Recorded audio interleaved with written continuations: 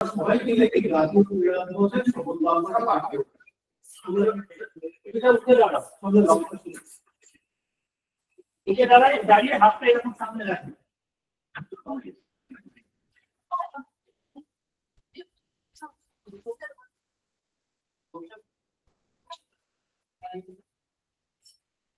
আমরা এখন জাতীয় ক্রীড়া দিবসের শপথ বাক্য পাঠ করছি। আমি শপথ নিচ্ছি আমি নিজেকে শারীরিকভাবে সুস্থ, মানসিকভাবে শক্তিশালী এবং আবেগগতভাবে ভারসাম্যপূর্ণ করব। আমি আমার পরিবার এবং বন্ধুদের প্রতিদিন খেলাধুলা এবং ফিটনেস ক্রিয়াকলাপে অংশগ্রহণ করতে উৎসাহিত করব। আমি প্রতিটি খেলায় শ্রেষ্ঠত্ব সম্মান এবং বন্ধুত্বের অলিম্পিক মূল্যবোধকে আত্মস্থ করার চেষ্টা করব। যে শপথ বাক্য আমরা পাঠ করলাম,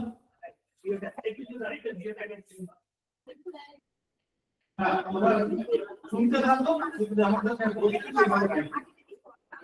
যে শপথ বাক্য আমরা পাঠ করলাম, এই মনোভাব, এই মানসিকতাটা বজায় থাকা দরকার আমাদের জীবনের প্রত্যেকটা ক্ষেত্রে। এই যে বন্ধুত্বপূর্ণ মানসিকতা, এইটাই অত্যন্ত জরুরি। ঠিক আছে, এখন আমাদের সাথে অনলাইন মাধ্যমে যুক্ত রয়েছে আমাদের দেশে অ্যাডভেঞ্চার স্পোর্টসের একজন অন্যতম ব্যক্তিত্ব পিয়ালি কথা। তার কথা আমরা শুনবো। তাকে স্বাগত সম্ভাষণ জানাবেন আমাদের মহাবিদ্যালয়ের অধ্যক্ষা ডক্টর অর্পিতা মণ্ডল ম্যাডাম। আমি ম্যাডামকে অনুরোধ করছি পিয়ালি কথার ম্যাডামকে স্বাগত সম্ভাষণ জানাবেন। সাউন্ড চলে আসবে, শুনতে পাচ্ছেন তো? শুনতে পাচ্ছি, বাইরে কেউ যাও না। একই সাথে আমি পিয়ালি ম্যাডামকে, ম্যাডাম অনলাইন মাধ্যমে আছে, তোমরা স্ক্রিনে দেখতে পাচ্ছ। আমি একই সাথে ম্যাডাম, হ্যাঁ ম্যাডাম তোমার ক্যামেরা অন করেছেন। ম্যাডাম শোনা যাচ্ছে তো আমাদের কথা? ম্যাডামকে স্পিকার অন করতে বলো। ম্যাডাম স্পিকারটা অন করুন আপনারা।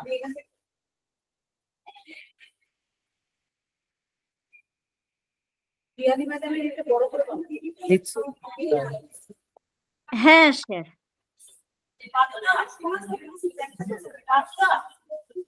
এবার মাইক্রোফোন থেকে তোমার খুঁজে না আনতে। স্যার শোনা যাচ্ছে এবারে?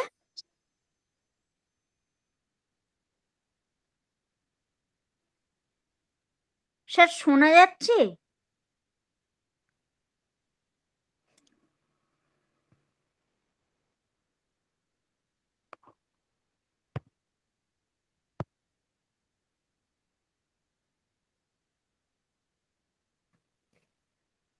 কিছু শোনা যাচ্ছে না স্যার।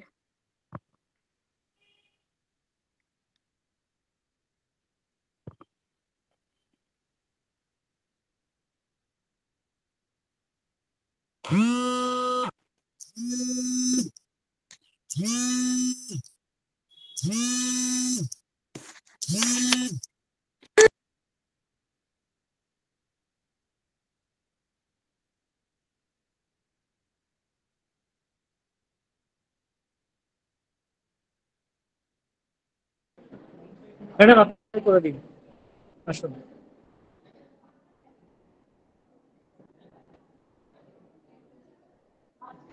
আসুন ম্যাডাম।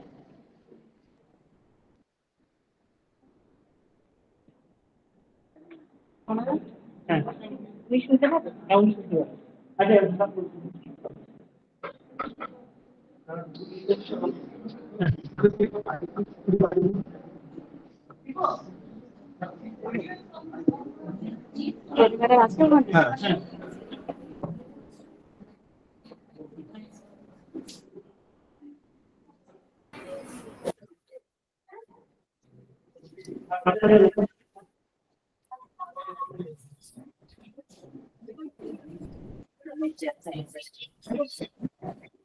এটা শোনা যাচ্ছে। এটা শোনা যাচ্ছে।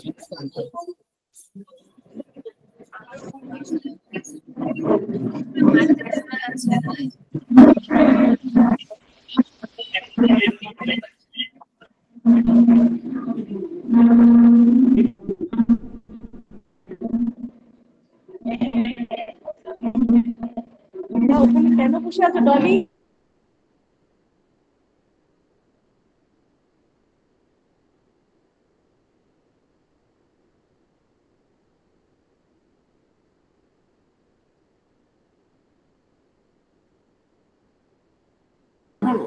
ম্যাডাম বলুন।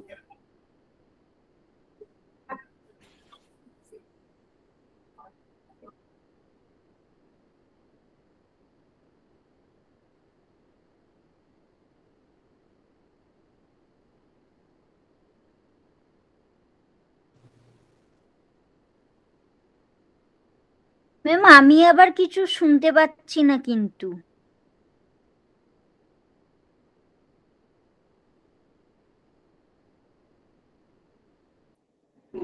ম্যাডাম শুনতে পাচ্ছেন? আমার আওয়াজ শুনতে পাচ্ছেন? এবার শুনতে পাচ্ছি। একটু সেট আপ করতে আমাদের একটু সময় লেগে গেল, তার জন্য আমি ক্ষমা চেয়ে হ্যাঁ নিচ্ছি। আমি হ্যাঁ। বাংলা মহাবিদ্যালয়ের তরফ থেকে আজকে আমি এখানে আনন্দের সঙ্গে স্বাগত জানাই পিয়ালি বসাক ম্যাডামকে। ছাত্রছাত্রীদের বলবো যে ম্যাডামের সম্বন্ধে আমাদের শঙ্খ স্যার তোমাদের কাছে ওনার পরিচিতি রেখেছেন। আমি যেটুকু ওনার সম্বন্ধে শুনেছি, যেটুকু জেনেছি, এইটুকুই আমি বলবো যে পরিশ্রমের কিন্তু কোনো শর্টকাট হয় না।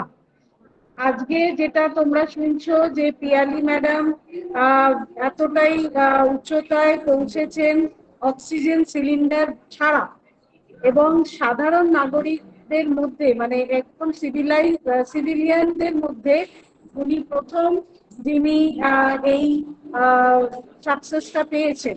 তো সেটা নিশ্চয়ই একদিনে আসেনি। ম্যাডাম ওনার কথা বলবেন উনি কিরকম করে। তবে আমি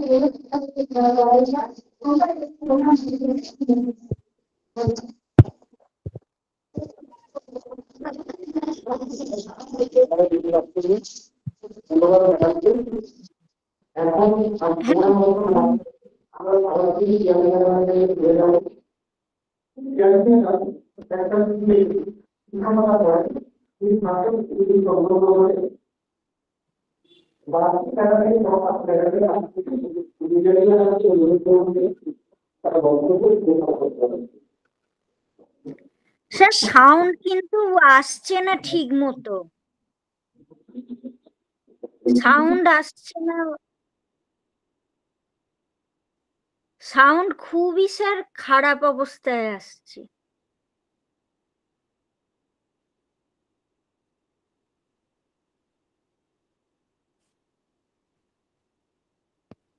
ম্যাডাম আপনার কথা আমরা শুনতে পাচ্ছি, আপনি শুরু করুন। হ্যাঁ আচ্ছা, আমি ঠিক শুনতে পেলাম, আমি কি শুরু করব? হ্যাঁ ম্যাডাম শুরু করুন। আচ্ছা, সবাইকে প্রণাম জানাই, কলেজের সমস্ত স্যার ম্যাডাম অধ্যক্ষ সবাইকে আমার প্রণাম, এবং যারা স্টুডেন্ট আছেন তাদের সবাইকে আমার অনেক শুভেচ্ছা ভালোবাসা জানাচ্ছি। আর আমাকে এই আজকে স্পোর্টস ডে এর প্রোগ্রামে ইনভাইট করার জন্য আমি খুবই আমার ভালো লাগছে। আমি যে পর্বতারোহণ যে অ্যাচিভমেন্টগুলো করেছি, আমি ট্রেনিং শুরু করেছি মানে 5-6 বছর বয়স থেকেই।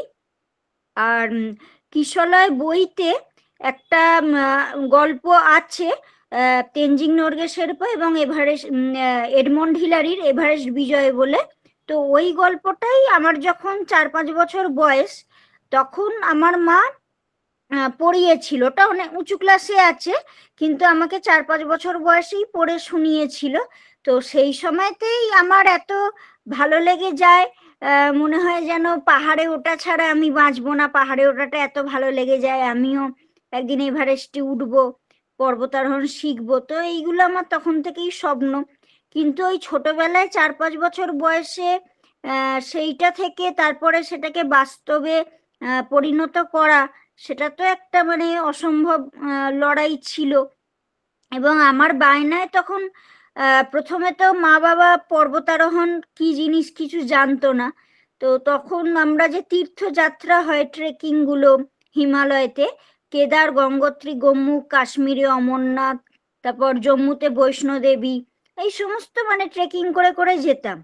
এবার ওখানে তো ওই সমস্ত ট্রেকিং তো অনেক উচ্চতায়, হিমালয়ের অনেক উঁচুতে ওই তীর্থযাত্রাগুলো, ঠান্ডাও। তো যখন ওই 5-6 বছর বয়সে প্রথম যাওয়া শুরু করি, তার আগে আমার মা বাবা কেউই পাহাড়ে কোনোদিনই যায়নি, তা আমার বায়নাতেই যাওয়া।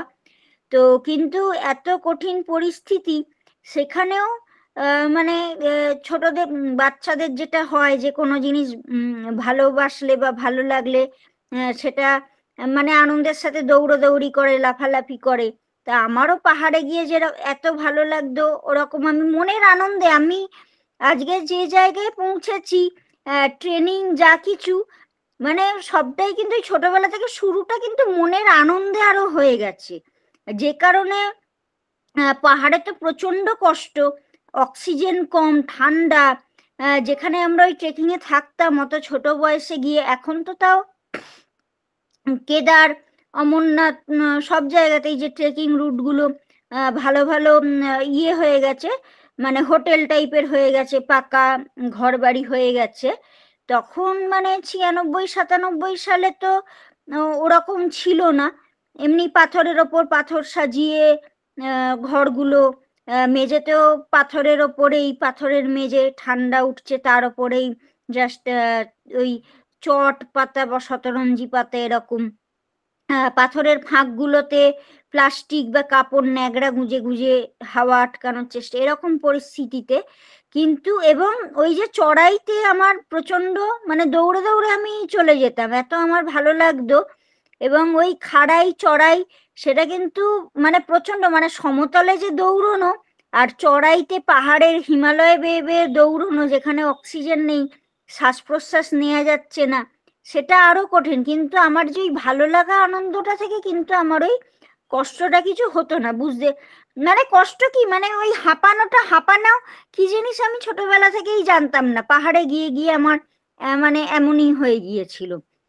এবং আমি ওই এক এক দিনে যে 14-15 কিলোমিটার করে দৌড়নো, মানে 14-15 কিলোমিটার করে ট্রেকিং থাকতো, আমি তো দৌড়ে দৌড়ে এগিয়ে যেতাম, মা বাবা পিছিয়ে যেত। তখন আবার আমি মা বাবাকে দেখতে না পেয়ে আবার পেছনে মা বাবাকে খুঁজতে আসতাম, পেয়ে গেলে আবার দৌড়তাম। ওই 14-15 কিলোমিটার ট্রেকিং এর মানে 2-3 গুণ আমি ওই ছোট থেকে দৌড়ে নিতাম। তা আমি যে এখন অক্সিজেন ছাড়া করতে পারছি, অক্সিজেন ছাড়া করতে গেলে আলাদা ট্রেনিং এর দরকার পড়ে, যেটা ভারতবর্ষে সেইভাবে নেই। পর্বতারোহণ সেইভাবে একদমই মানে উন্নতি করতে পারেনি আমাদের দেশে। সরকারেরও সেইভাবে প্রচার নেই, ক্রিকেট ফুটবল এগুলো নিয়ে যেভাবে প্রচার আছে, যে কারণে আমাদের দেশের মানুষ সেইভাবে জানেও না পর্বতারোহণ ব্যাপারটা, এবং উন্নতি হয়নি যে কারণে। কিন্তু পর্বতারোহণটা শিখলে এটা অন্যান্য খেলার থেকে অনেক খুবই আলাদা, এবং এখানে যেরকম ভাবে মানে মানুষ হিসেবেও যেভাবে চরিত্র গঠন হয় পর্বতারোহণের ট্রেনিং এর মাধ্যমে, সেটাও কিন্তু দেশের অনেক উন্নতির কাজে লাগানো যেতে পারে। কিন্তু সেই দিকটাও সরকার থেকে সেইভাবে চেষ্টা হয়নি। তো যাই হোক, তারপরে যখন ওই রকম দৌড়াদৌড়ি করে তারপরে তো রক ক্লাইম্বিং এর ট্রেনিং নেওয়া শুরু করি 8-9 বছর বয়স থেকে।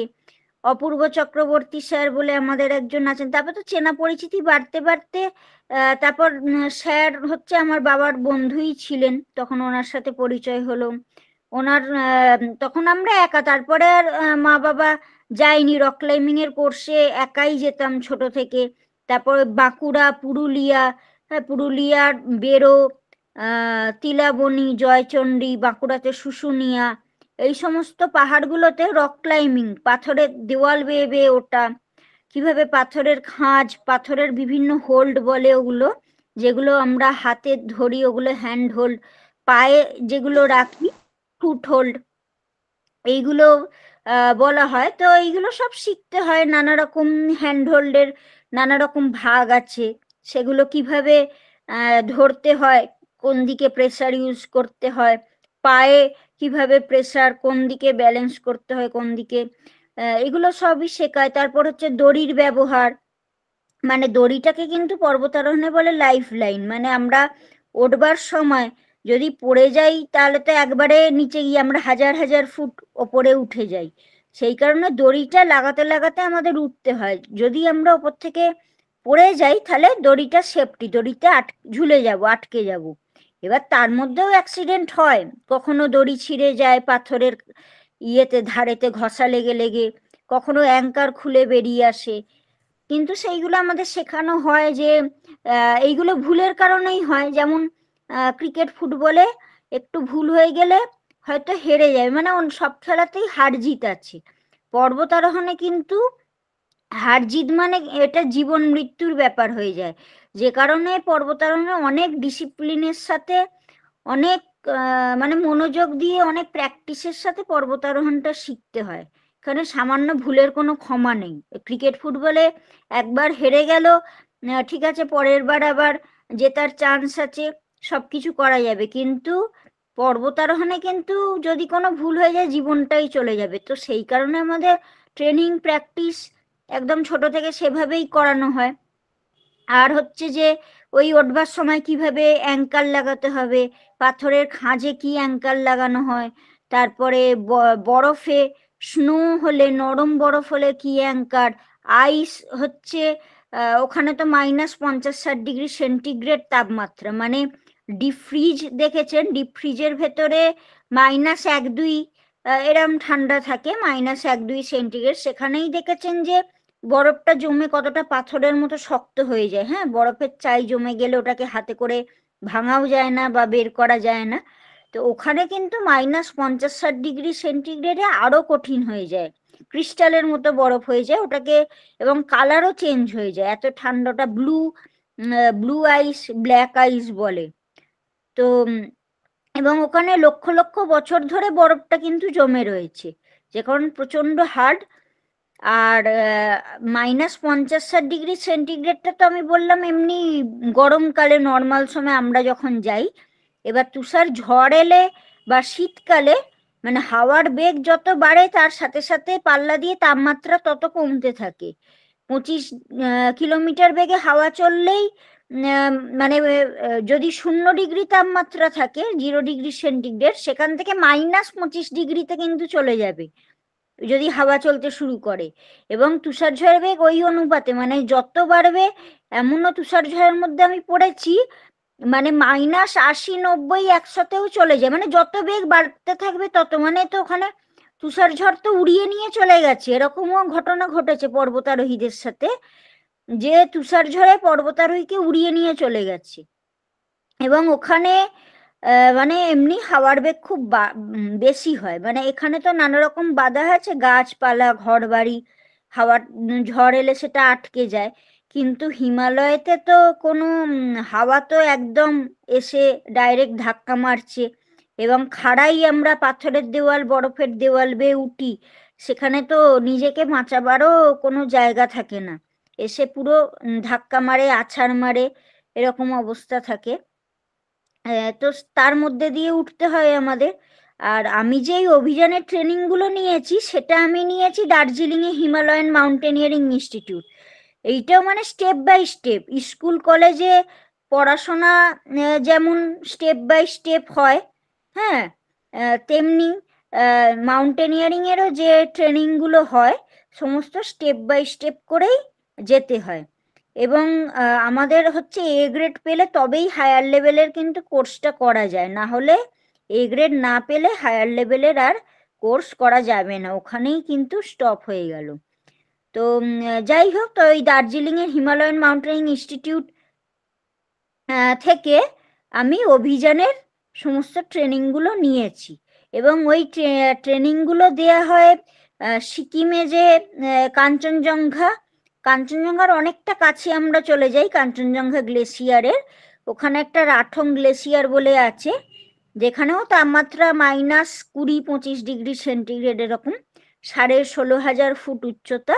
সেইখানে আমাদের বরফের দেওয়াল, কারণ পর্বতারোহণের ট্রেনিং তো এমনি জায়গায় তো হবে না, বরফের দেওয়াল ছাড়া, কারণ বরফ যে আইস ওয়াল বলে, আইস ওয়াল, তো সেই জিনিসটাই তো আলাদা না।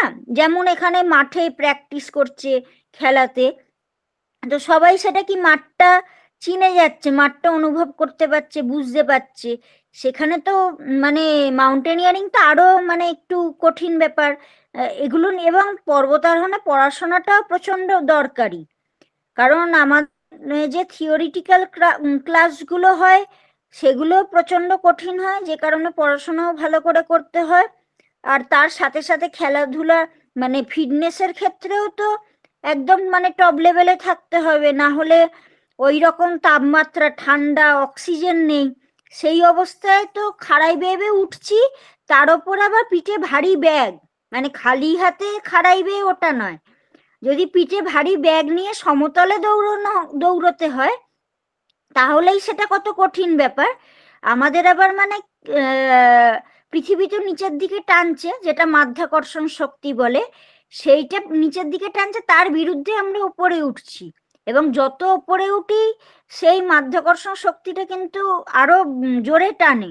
হ্যাঁ, কারণ ওটা তো মাপা হয় কি mgh দিয়ে, এবার এইচ মানেই হাইট, উচ্চতা, তাহলে এমও হচ্ছে মানে ভর, ওজন মানুষের, হ্যাঁ, আর জিটা মাধ্যাকর্ষণ শক্তি, গ্র্যাভিটেশনাল ফোর্স। তো যত উচ্চতাটা বাড়বে mgh-টাও তো তত বেড়ে যাচ্ছে, তত মানে মনে হবে কি মানে ওখানে আমরা ক্লাইম্বিং এর সময় মোটামুটি 14-15 কেজি ওজন নিয়ে উঠি, তার চেয়ে বেশি সেইভাবে নেওয়া যায় না। কখনো কখনো তো বেশি হয়ে যায় জিনিসপত্র, সে যাই হোক সেগুলো তো ম্যানেজ করে উঠতে হবেই। এবার ওই 14-15 কেজিটাও মানে মনে হয় যেন তখন 500 কেজি ওজন হয়ে যাচ্ছে, যখন ওপরে খাড়াই বেয়ে বেয়ে উঠছি, খুবই কষ্ট। তার ওপর কি আমাদের পায়ে ভারী জুতো থাকে, ওখানে জুতো একদম আলাদা রকমের হয়, এইসব জুতো তো মানে চলবেই না, একটা স্টেপিংয়েই জুতো টুতো সব ছিঁড়ে চলে যাবে। এক তো পাথুরে এলাকা, কঠিন কঠিন পাথর, পাথরের ধার, বরফের ধার ধারালো, তারপর হচ্ছে ওপর থেকে পাথর পড়ে, পা একদম থেঁতলে যাবে। তো সেইরকম মজবুত জুতো, এবং বরফে হাঁটু অবধি বরফের মধ্যে ডুবে যায় পা, তো যে কারণে পুরো হাঁটু অবধি জুতো থাকে, এবং ওই জুতো, এবং তাপমাত্রা বললাম -50-60 ডিগ্রি নর্মাল। ওই তাপমাত্রা এইসব এখানকার যে মেটেরিয়ালে যে জুতো তৈরি হয়, এমনি নর্মাল জুতো, দৌড়ানোর জুতো, ওসব জুতো ওই তাপমাত্রাতে টিকবেই না। তো আমাদের এমনি জুতো, একটা জুতোরই 1 লাখ টাকার কাছাকাছি দাম হয়, এবং সেই রকম ভারী হয়। এবং ওই যে বললাম বরফটা, আইসটাই তো ক্রিস্টাল, মানে পাথরের থেকেও শক্ত, হার্ড হয়ে গেছে। তো ওই যে লোহার কাঁটা থাকে আমাদের জুতোর নিচে লাগাতে হয় আমাদের, ওটাকে ক্র্যাম্পন বলে। এই সমস্ত ইকুইপমেন্টের ব্যবহার মানে শেখানো হয়। আবার হাতে আইসেক্স থাকে, বরফ কুটার বলে, কারণ বরফের দেওয়াল তো একদম তেলা প্লেন হয়, ওখানে তো হাত দিয়ে কিছু ধরা, যেমন পাথরের খাঁজ হাত দিয়ে আঙুল দিয়ে ধরা যায়, হ্যান্ড হোল্ড বলে, সেগুলো শেখানো হয়। কিন্তু আইসে তো হাত দিয়ে কিছু আঙুল দিয়ে ধরাও যাবে না, তো ওই জন্য বরফ কুঠার দিয়ে গিঁটিয়ে গিঁটিয়ে ওর যে পিক বলে, ওই যে ছুঁচলো জায়গাটা, যেমন কাটারির একটা সামনেটা ছুঁচলো থাকে, আইসেক্সেও ওরকম থাকে, ওটাকে পিক বলে। ওইটা কিভাবে মারতে হবে বরফের দেওয়ালে, সেইগুলো সমস্ত টেকনিক শেখানো হয়, প্র্যাকটিস প্রচুর করানো হয়। এবং ওই যে আইসে যখন মারছি, বরফের দেওয়ালটা কিন্তু ভেঙেও পড়ে যেতে পারে, কোনো বরফের চাইও ওখান থেকে ভেঙে পড়ে যেতে পারে। তো বা পাথরের তো ধস নামছে, বরফের ধস নামছে, পাহাড়ে তো সবসময় বিপদ। এটা তো মানে সমতল জায়গা নয়। আমরা তো মানে যখন পাহাড়ে ক্লাইম্বিং এ যাচ্ছি, আমি পৃথিবীর 6টা উচ্চতম শৃঙ্গ আরোহণ করেছি, এভারেস্ট সহ। এবার ওখানে মানে আমরা যে বেস ক্যাম্প পৌঁছাই, বেস ক্যাম্পই তো 9-10 দিন ধরে ট্রেকিং। একটা হচ্ছে ট্রেকিং, আপনারা অনেকেই জানেন, ট্রেকিং নামটা শুনেছেন, কিন্তু আমাদেরটা হচ্ছে আবার ট্রেকিং করে বেস ক্যাম্পে পৌঁছলাম। বেস ক্যাম্প থেকে কিন্তু শুরু হচ্ছে ক্লাইম্বিং, মানে সবার যেখানে ট্রেকিং মানে গিয়ে শেষ হয়, সেখান থেকে আমাদের শুরু হয়। এবং ট্রেকিং এ অতটাও বিপদ থাকে, হিমালয় খুবই বিপজ্জনক। ট্রেকিং এ যেতে গেলেও অনেক ট্রেনিং নিয়ে মানে শিখে পড়ে যাওয়া উচিত, সেটা করা হয় না বলে ট্রেকিং এ প্রচুর মারা যাচ্ছে, দেখছেন এখন বাঙালিও অনেক মারা যাচ্ছে। কিন্তু আমাদের হচ্ছে আরো মানে ট্রেকিং যেখানে শেষ হলো, এবারে শুরু হয় টেকনিক্যাল পার্ট, মানে সেখানে ট্রেনিং ছাড়া আর ওই ক্লাইম্বিং করা যাবে না। ট্রেকিংটা আপনারা যে কেউ যেতে পারেন, অত টেকনিক্যাল কিছু ব্যাপার দরকার পড়ে না, শুধু সার্ভাইভাল স্কিলটা কিছু দরকার পড়ে, মানে নিজেকে কিভাবে বাঁচাতে হবে, হ্যাঁ কোনো বিপদে পড়লে, সেগুলো নানা রকম আছে, সেইগুলো একটু জেনে যেতে হয় নিজের সেফটির জন্য। কিন্তু ক্লাইম্বিং এ ট্রেনিং ছাড়া মানে একটা পাও, একটা স্টেপও ওঠানো যাবে না। তো যাই হোক, তারপরে ওই বেস ক্যাম্পটা হচ্ছে ওই পাদদেশে, ওখান থেকে এবার খাড়াই পাথরের দেওয়াল, বরফের দেওয়াল শুরু হয়ে গেল। সেইখানে এবার আমাদের রক ক্লাইম্বিং, আইস ক্লাইম্বিং। এবার এই বললাম যে বিপদ প্রতি পদে পদে। আর এভারেস্ট বলুন বা যে কোনো এই যে পাহাড়ের চূড়াগুলো, তার কাছে মানুষ কিন্তু এত ক্ষুদ্র, মানে একটা বিন্দুরও মানে লক্ষ কোটি ভাগের 1 ভাগ। যদি দূর দূর থেকে তো মানে দেখাই যায় না। যদি কাঞ্চনজঙ্ঘাই আমি ধরছি, কাঞ্চনজঙ্ঘাতে আপনারা অনেকে যান বেড়াতে, সানরাইজ দেখতে যান, সান্দাকফু থেকে দেখেন, বা যেখানে যেখানে থেকে কাঞ্চনজঙ্ঘা দেখা যায় দেখেন। ওই যে চূড়াটা দূর থেকে দেখছেন, ওইটার তো মানে ওইখানে একটা বিন্দু, তারও কোটি ভাগের 1 ভাগ হচ্ছে একটা মানুষ। সেইখান দিয়ে উঠে উঠে আমরা মানে পিঁপড়ের লাইনও যেমন যায়, তার থেকেও আমরা ছোট, ক্ষুদ্র। সেইটুকু জায়গা দিয়ে আমরা ওই বরফের পাহাড় বেয়ে বেয়ে উঠে, পাথরের দেওয়াল বেয়ে বেয়ে উঠে চূড়ায় পৌঁছচ্ছি। এবং যদি অনেক শক্তিশালী দূরবীন দিয়ে দেখেন, প্রচুর প্রচুর শক্তিশালী দূরবীন দরকার, সেখানেও হয়তো দেখতে পাবেন যে অনেক জুম করার পর মানে হয়তো একটা বিন্দু উঠছে, একটা বিন্দু বরফের মধ্যে দিয়ে সরে সরে উঠছে, ওইটা শুধু বিন্দুটা সরছে ওপরের দিকে, ওইটাই দেখতে পাওয়া যাবে। তো এতটাই ক্ষুদ্র। তাহলে এবং ওই চারিপাশে যেটা পুরো যে বরফ, দূর থেকে যে কাঞ্চনজঙ্ঘাটা দেখছেন এত সুন্দর, যে কারণে হিমালয়কে বলে ভয়ঙ্কর সুন্দর, কিন্তু কাছে গেলে বুঝবেন যে কি ভয়ঙ্কর। মানে সব সময় কিন্তু ওখানে পরিবর্তন হচ্ছে, সব সময় যে বরফের দেওয়াল ভেঙে ভেঙে পড়ছে, বরফের ধস নামছে এবং চারিদিক ফাটলে ভর্তি। ওখানে ফাটল, পিকচার তো দেখানোর মতো লাইভে কিভাবে দেখানো যায় আমি জানিও না। আমি তেমন হলে স্যারকে আমি হোয়াটসঅ্যাপে পাঠিয়ে দেবো বা ইমেলে পাঠিয়ে দেবো ভিডিও, তোমাদের কলেজে তাহলে একদিন নয় স্যার সময় করে দেখিয়ে দেবেন, ম্যাম দেখিয়ে দেবেন। হ্যাঁ ম্যাডাম, যদি কিছু ভিডিও আপনার থাকে সেটাও যদি পাঠান ভালো হয়। মানে এইখানে তো লাইভে কি করে করতে হয় আমি ঠিক জানি না। বলতে চাইছি যে আপনার ক্লাইম্বিং এর কোনো ভিডিও যদি থাকে সেটা যদি পাঠান তাহলে ভালো হয়। হ্যাঁ, পরে আমি হোয়াটসঅ্যাপে আপনাকে বা ইমেলে পাঠিয়ে দেবো। হ্যাঁ, তো এইবার ওই যে কাছে গেলে যে ভয়ঙ্কর এবং ওই যে ফাটল যেগুলো, ওগুলোকে বলে ক্রিভার্স। মানে এগুলো সব থিওরিটিক্যাল, এগুলো শেখানো হয়। পাহাড়ের বিভিন্ন রকম যে ভৌগোলিক ব্যাপারগুলো থাকে সমস্ত কিছুই পড়ানো হয়। পাহাড়ের আবহাওয়া সম্বন্ধে পড়ানো হয়, পাথরের যে সমস্ত প্রকৃতি, বরফের প্রকৃতি সেগুলো। আবার মহাকাশ নিয়েও, মানে আকাশ চেনা নিয়েও পর্বতারোহণে পড়াশোনা করতে হয়। কারণ পাহাড়ে গিয়ে হারিয়ে গেলে রাত্রির বেলায় তো আবার সূর্য নেই। হ্যাঁ, দিক নির্ণয় কি করে, আকাশের তারা দেখে দিক নির্ণয় করতে হয়, আকাশের কোন তারার কোথায় অবস্থান। হ্যাঁ, এগুলো আমাদের পড়তে হয়, স্কাই ওয়াচিং বলে সেটা। সমস্ত কিছুই পড়তে হয়। তারপর মেঘ, আকাশের মেঘ দেখে ওয়েদার বুঝতে পারা যে কখন তুষার ঝড় আসতে চলেছে, ওয়েদার খারাপ হয়ে যাবে, এগুলো সব রকম। তারপরে তো হচ্ছে মেডিকেল সায়েন্স তো প্রচুর পড়তে হয়, কারণ ওখানে তো ব্রেন স্ট্রোক হয়ে যায়, হার্ট ফেলিওর হয়ে যায়, হাই অল্টিটিউড সিকনেস, যেটার কোনো ওষুধ পৃথিবীতে নেই। এবং হাই অল্টিটিউড সিকনেসে আক্রান্ত হলে কোনো ওষুধ বা কোনো কিছু দিয়ে মানুষকে বাঁচানো যাবে না, একমাত্র হচ্ছে যত তাড়াতাড়ি সম্ভব নিচে নেমে আসা। এবার সেইটা যদি নিজের না ক্ষমতা থাকে, ওখানে কেউ নামাতেও পারবে না। এক তো ওখানে হেলিকপ্টারও যেতে পারে না। আমরা যে উচ্চতায় যাই, বায়ুমণ্ডলেরও ওপরে চলে যাই, তো ওখানে বায়ুমণ্ডল একবারেই পাতলা হয়ে যাচ্ছে, যে কারণে অক্সিজেন থাকে না। তো সেইখানে তো হেলিকপ্টার উঠতে পারে না।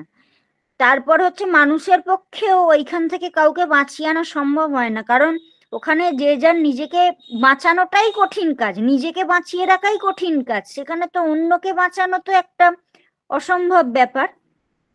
তো যে কারণে আগে থেকে বুঝতে হবে যে শরীরে কি সমস্যা হচ্ছে, সেইটা বাড়াবাড়ি হওয়ার আগেই কিন্তু নিচে নেমে আসতে হবে। এবার এখানে অনেক রকম মানে ব্যাপার হয়, যেমন পর্বতারোহণ তো খুবই একটা খরচা সাপেক্ষ। আর অন্যান্য খেলাও তো দেখেছেন, এমনি সাধারণ এই যে খেলা, সমতলে যে খেলাগুলো হয়, প্র্যাকটিসও নিজে খরচায় করতে হয়। হ্যাঁ, তারপরে যে খেলতে যাবে স্টেট বা ন্যাশনাল, কোথাও দূরে কোথাও যাবে, সেই যাতায়াতের খরচা, ট্রেন ভাড়া, থাকা খাওয়া, সেটাও নিজেকে খরচ করতে হয়। তো এইগুলো তো আমাদের দেশে একদমই সেইভাবে ভাবনা চিন্তা তো করাই হয় না খেলোয়াড়দের জন্য। এবং পর্বতারোহণের ক্ষেত্রে তো আরোই খারাপ অবস্থা, কারণ পর্বতারোহণ এতটা এক্সপেন্সিভ। মানে এক একটা আমাদের অভিযানে 25 লক্ষ 30 লক্ষ, মানে 2 মাসের ধরুন খাওয়া দাওয়া। এবার যত উপরে যাই খাওয়ার দাম বেড়ে যায়, তো কারণ কস্টিং সবকিছুর বেড়েছে, খাওয়াটার দাম। তারপর একজন পোর্টার ধরুন বয়ে বয়ে নিয়ে গিয়ে বেস ক্যাম্প পৌঁছে দিচ্ছে, বেস ক্যাম্প অব্দি পোর্টার যায়, তারপরে আমাদের নিজেদের বয়ে বয়ে নিয়ে উঠতে হয়। এই সমস্ত কারণে সমস্ত কিছু। তারপর ইকুইপমেন্টের দাম অনেক বেশি, যেহেতু এটার সাথে লাইভ রিস্ক জড়িত। একটা দড়ি, তারপর ওই যে অ্যাঙ্কার বললাম, নানা রকম পাথরে লাগানোর, বরফে লাগানো, প্রচুর টেস্টিং হয়। এবং ওই সমস্ত যে ইকুইপমেন্ট গুলো বা ওই আইসে এক্সপায়ার কাঁটা, লোহার কাঁটা, দড়ি, কোনো ইকুইপমেন্টই এত উন্নত টেকনোলজি দরকার ওটা তৈরি করতে, যে ভারতে তো মানে এখনো ভাবতেই পারে না। কোনো তৈরি হওয়া তো অনেক দূরের কথা, ওই টেকনোলজিতে এখনো 100 বছর পিছিয়ে আছে ভারত। এত উন্নত টেকনোলজি, যে কারণে দাম অনেক বেশি হয়। এবং ইকুইপমেন্ট গুলো তৈরি হয় ইতালি, আমেরিকা, ফ্রান্স, জার্মানি, এখন চায়না তৈরি করছে। এই সমস্ত একদম মানে পৃথিবীর সবচেয়ে উন্নত যে দেশগুলো, তারা তৈরি করতে পারে, শুধু তাদেরই ওই টেকনোলজি আছে। এবং যে মেটালগুলো দিয়ে তৈরি হয়, ওগুলো অনেক রকম দামি দামি মেটাল মিশিয়ে হয়, শুধু আয়রন মানে লোহা বা স্টিল দিয়ে হয় না, অনেক দামি দামি মেটাল মিশিয়ে, সংকর ধাতু যেটা বলে মিশিয়ে তৈরি হয়, কারণ ওটাকে যতটা হালকা করা যায় আর যতটা স্ট্রং করা যায়। ওই একটা ছোট জিনিস, এইটুকুনি জিনিসও ওখানে কিন্তু 25,000 কেজি, এইটুকুনি জিনিস 25,000 কেজি ওজন নিতে পারে। কারণ ওপর থেকে যদি কেউ পড়ে যায়, ফল হয়, তাহলে ওই যে বললাম পৃথিবী তো নিচের দিকে টানছে, মাধ্যাকর্ষণ শক্তি, এবার যত অত অনেক উচ্চতায় তো আমরা থাকি, এবার যত উপরে থাকি ওই টানটা তো আরো বেড়ে যায়, প্রচন্ড বেগে সে পড়ে, মানে বন্দুকের গুলির যে স্পিড হয়ে যায় সেইরকম স্পিডে ওপর থেকে কিন্তু কেউ পড়ে গেলে সেই স্পিডে পড়ে। তো সেইটাকে আটকানোর জন্য সেই রকম দড়ি তৈরি হয়, সেই রকম সমস্ত ইকুইপমেন্ট তৈরি হয়।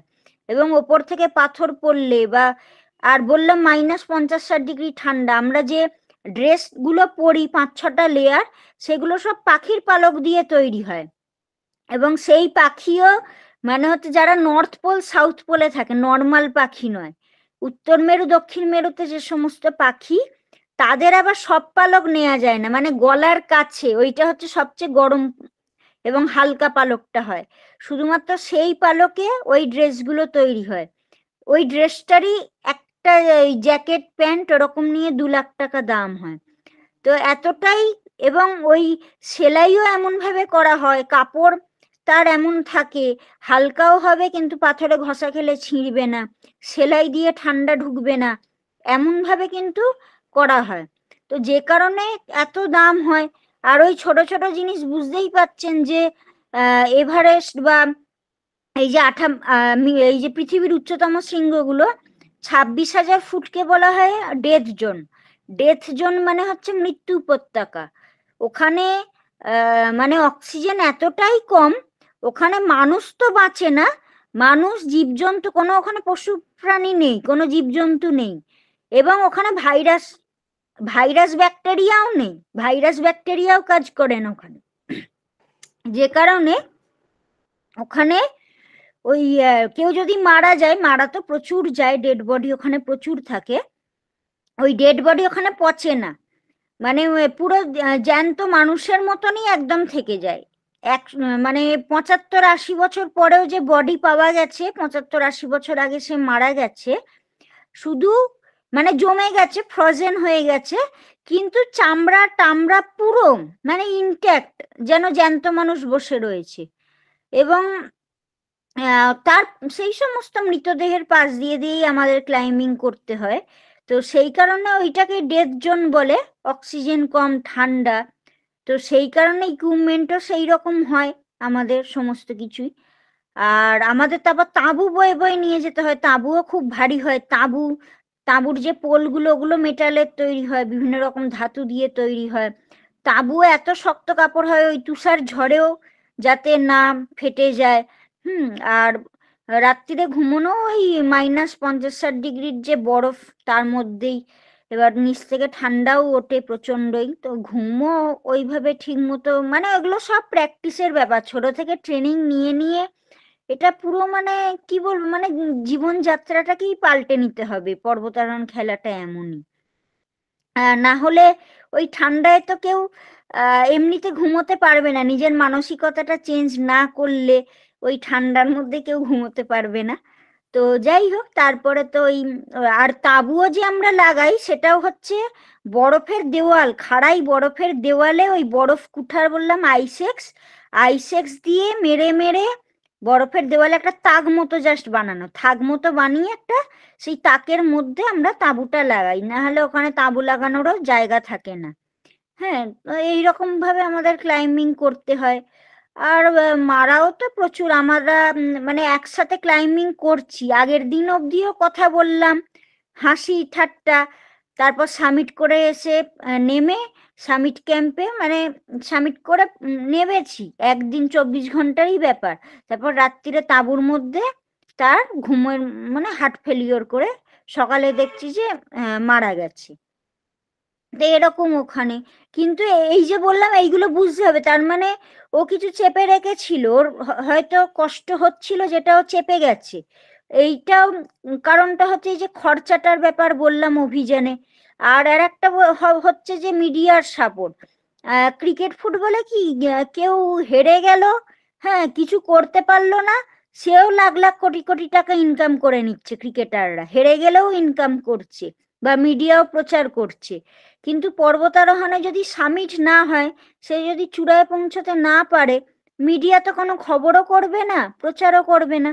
এইবার হচ্ছে যে চূড়ায় পৌঁছানোটা তো, কিন্তু কেউ যদি চূড়ার একটু নিচ থেকেও ফেরত আসে, তাকে তো অতটা অবধি ক্লাইম্বিং করে উঠতে হয়েছে, অতটা তো সমস্ত রকম বিপদই তো তাকে পেরিয়ে যেতে হয়েছে, সমস্ত রকম শারীরিক কষ্ট, পরিশ্রম, এবং ওখানে এতটাই বেশি পরিশ্রম যে ওভার এক্সস্টন বলে, মানে অতিরিক্ত পরিশ্রম।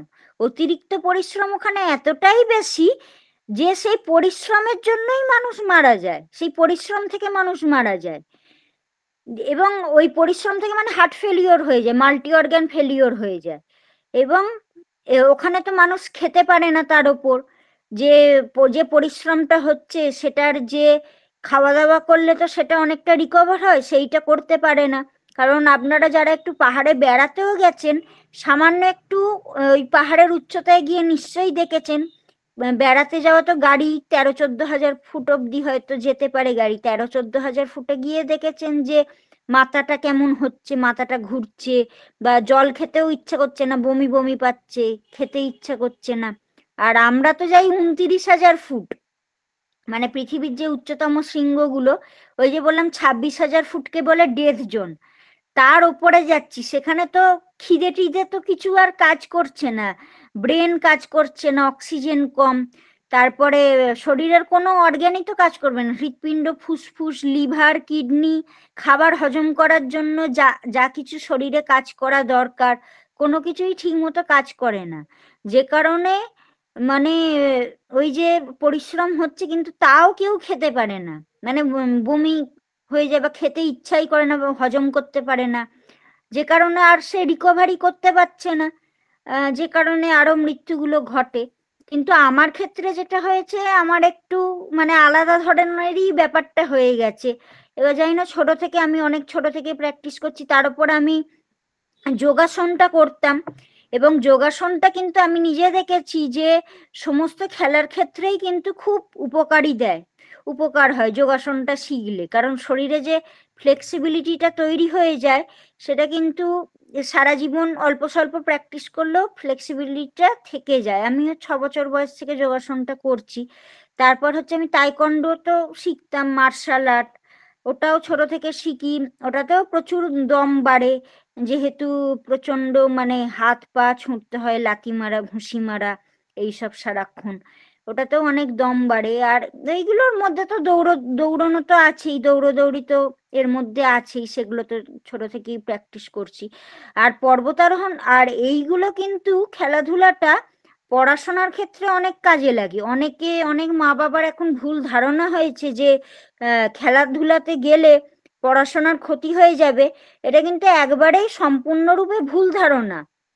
বরঞ্চ খেলাধুলা করলে পড়াশোনা অনেক উন্নত হয়, ব্রেন অনেক উন্নত হয়, এটা বৈজ্ঞানিকভাবে প্রমাণিত যে খেলাধুলার মাধ্যমে ব্রেনে, অনেকে আগে ধারণা ছিল যে ব্রেনে নতুন কোষ তৈরি হয় না, নতুন নিউরন বা নতুন নার্ভ তৈরি হয় না ব্রেনে, এটা আগে ধারণা ছিল। এখন কিন্তু পুরো ডাক্তারি, মেডিকেল সায়েন্সে পুরো ধারণা বদলে গেছে, এবং গবেষণায় দেখা গেছে যে একমাত্র খেলাধুলার মাধ্যমেই ব্রেনে নতুন নার্ভ তৈরি হয়, নতুন নিউরন, সমস্ত কিছু তৈরি হয়, ব্রেন আরো উন্নত করা যায় খেলাধুলার মাধ্যমে। এবং স্বামী বিবেকানন্দও যে কারণে বলেছিলেন, তখন হয়তো বৈজ্ঞানিক প্রমাণগুলো পাওয়া যায়নি, কিন্তু মানুষের অভিজ্ঞতা থেকে ওনারা বুঝেছিলেন, মনীষীরা, যে কারণে বলেছিলেন যে গীতা পড়ার থেকে মাঠে গিয়ে ফুটবল খেলা ভালো। হ্যাঁ, তো এইগুলো কিন্তু, এবং এখন তো উন্নত দেশ চীন, রাশিয়া, যারা দেখবেন যে অলিম্পিকে সবচেয়ে বেশি সমস্ত মেডেল পায়, চীন তো আমেরিকার থেকেও অনেক বেশি মেডেল পাচ্ছে, চীনই তো হাইয়েস্ট যাচ্ছে। এই সমস্ত উন্নত দেশগুলো তাহলে করলো কেন, খেলাধুলাকে এত আগে রাখলো কেন? ওদের দেশে তো সবাই পড়াশোনায় ভালো, সবাই তো উন্নত, মানে ভারতের থেকে তো অনেক উন্নত হয়ে গেছে। চীনেও তো জনসংখ্যা আমাদেরই মতো 140 কোটি মতনই। সেখানে চীন অলিম্পিকে কত মেডেল পাচ্ছে, আমেরিকারও আগে। আর ভারত তো খুবই সামান্য 2-4টে পায়, সেগুলো তো দেখতেই পান। তো তাহলে চীন কেন এত এগিয়ে এলো? রাশিয়াও প্রচুর, চীনের পরেই রাশিয়ার মেডেলের সংখ্যা থাকে। এই দেশগুলো কিন্তু ওইটা বুঝেছিল যে খেলাধুলাটাকে আগে রাখতে হবে, এবং ওদের যে পড়াশোনার ইনস্টিটিউট গুলো, সেগুলো কিন্তু আবার খেলাধুলার ইনস্টিটিউটকে কেন্দ্র করে গড়ে ওঠে। মানে ওদের পড়াশোনার জায়গা হয়, মানে সবাইকে খেলাধুলায় যোগ দিতে হবে। একটা ইনস্টিটিউট যেমন সাই ধরুন, কিন্তু সাই তো চীন রাশিয়া কোনো উন্নত জায়গাতেই পৌঁছয়নি, 1%ও নয়।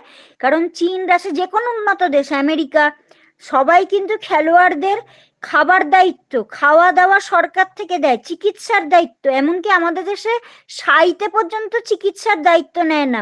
ভাবুন শুধু, একটা কেন্দ্রীয় সরকারের একটা খেলার সংস্থা, সেখানে কেউ যদি অসুস্থ হয়ে পড়লো, চোট লাগলো, সবকিছু নিজের খরচায় তাকে করতে হবে। আর যদি না পারলো চিকিৎসা করাতে, অসুস্থ হয়ে গেল, খেলা তাকে সারা জীবনের মতো ছেড়ে দিতে হবে, সাই ছেড়ে দিতে হবে। তাহলে এইরকম অবস্থা যাচ্ছে। আর বিদেশে মানে থাকাও তার দায়িত্ব, সরকারের দায়িত্ব, খাওয়া, নিউট্রিশন। এমনিই জানেন খেলাধুলাতে উন্নতি করতে গেলে কত উন্নত মানের, এই নর্মাল মানুষ যে খাবার খায় শুধু তো তাই তো হবে না, আরো উন্নত মানের খাবার দরকার। এবং সেই সব গবেষণাও আমাদের দেশে নেই। বিদেশে যে এইগুলো নিয়ে গবেষণা করা হয়, নিউট্রিশন নিয়ে গবেষণা করা হয়, আমাদের দেশে নেই এইগুলো। তারপর তো চিকিৎসার দায়িত্ব বললাম, সবই সরকার নেয়। এবং যেখানে তারা ট্রেনিং নিচ্ছে খেলাধুলার, সেখানেই তাদের পড়াশোনার ব্যবস্থা। আমাদের তো স্কুল কামাই হয়ে যাবে, কলেজ কামাই হয়ে যাবে, এদিকে খেলা সামলাতে পারছে না, এদিকে স্কুল কলেজ সামলাতে পারছে না, এরকম অবস্থা। আর ওখানে যেখানে খেলা করছে, সেখানেই তাদের পড়াশোনা শেখার দায়িত্ব সরকারই নিয়ে রেখেছে। এরকম সুযোগ সুবিধা। এবং উন্নত দেশগুলো এটা করেইছে এই কারণে যে তারা জানে যে খেলাধুলা করলে তবেই একজন যোগ্য নাগরিক হয়ে উঠবে, তবেই কিন্তু দেশ উন্নতি করতে পারবে। কারণ পড়াশোনা করলো, অনেক বড় বড় ডিগ্রি নিল, হ্যাঁ, কিন্তু তার ব্রেন সেই রকম উন্নত নয় যে নতুন নতুন কিছু একটা আবিষ্কার করবে।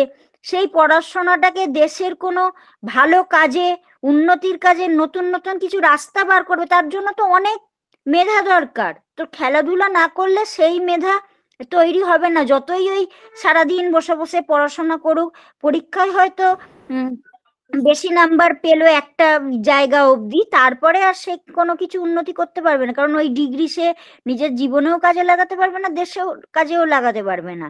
আর হচ্ছে শরীর যদি অসুস্থ হয়ে পড়ে, এদের দেখবেন যারা শুধু বসে বসে পড়াশোনা করে, তারা একবার তাড়াতাড়ি মানে অসুস্থ হয়ে পড়ে, শরীরে আর কোনো তাদের সুস্থতা থাকে না। তাহলে দৌড়াদৌড়ি বা করবে কি করে?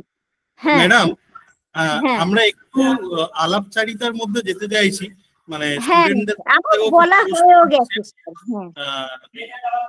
প্রথম কথা হচ্ছে যে আমরা হ্যাঁ ছাত্রছাত্রীদের মধ্যে হ্যাঁ স্যার, আর কথা আসছে না স্যার, স্যার আর সাউন্ড আসছে না, চলে গেল।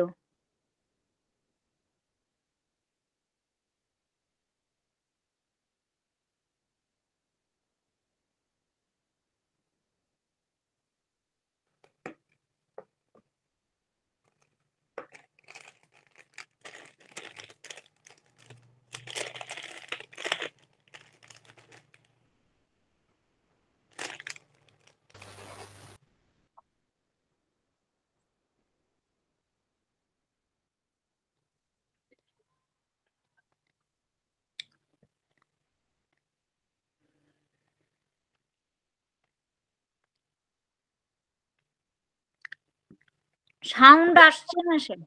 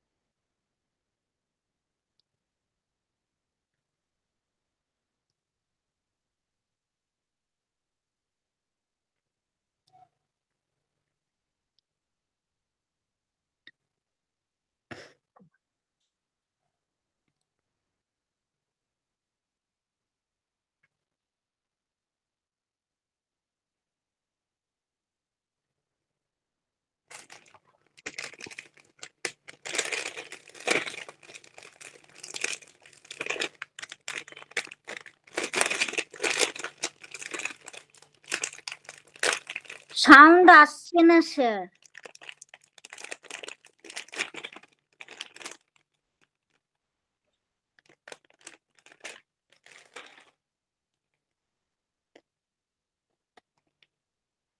আচ্ছা, হ্যাঁ হ্যাঁ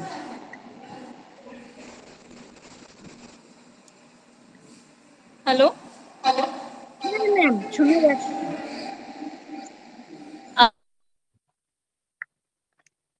মহাবিদ্যালয় থেকে স্পোর্টস কমিটি কনভেনার।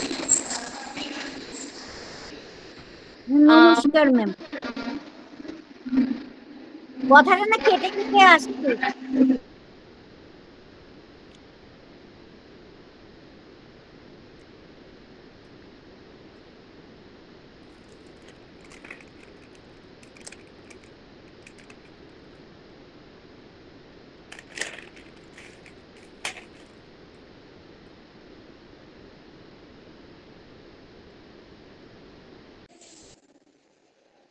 ম্যাম এবার শোনা যাচ্ছে? হুম হুম। তো ম্যাম অনেক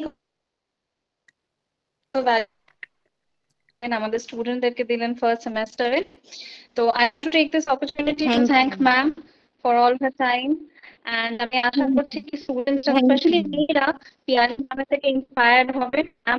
she is not just a working women, উনি একমাত্র চাকরি করছেন না, উনি স্কুলে পড়াচ্ছেন, স্কুলে চাকরি করছেন, প্লাস এরকম একটা এক্সট্রিম গ্রুয়েলিং স্পোর্টস, কেন কি মাউন্টেনিয়ারিং চারটেখানি কথা না। তো ম্যাম আপনি এত ফিজিক্যালি এক্সার্টিং কাজ, পড়ানো হচ্ছে মেন্টালি এক্সার্টিং কাজ, তার মাঝখানে আপনি আমাদেরকে এতটা টাইম দিলেন, ইন্সপায়ার করলেন। Ma'am thank you so much for that. আশা করছি আপনি কখনো ফিজিক্যালি এসে আমাদের কলেজ ভিজিট করবেন, আমাদের সাথে দেখা করবেন, আমাদের স্টুডেন্টদের সাথে দেখা করবেন ma'am. Thank you so much ma'am. সবাই ভালো Thank you. থাকবেন, খুব ভালো। হ্যাঁ আপনি থ্যাংক ইউ। হ্যাঁ থ্যাংক ইউ।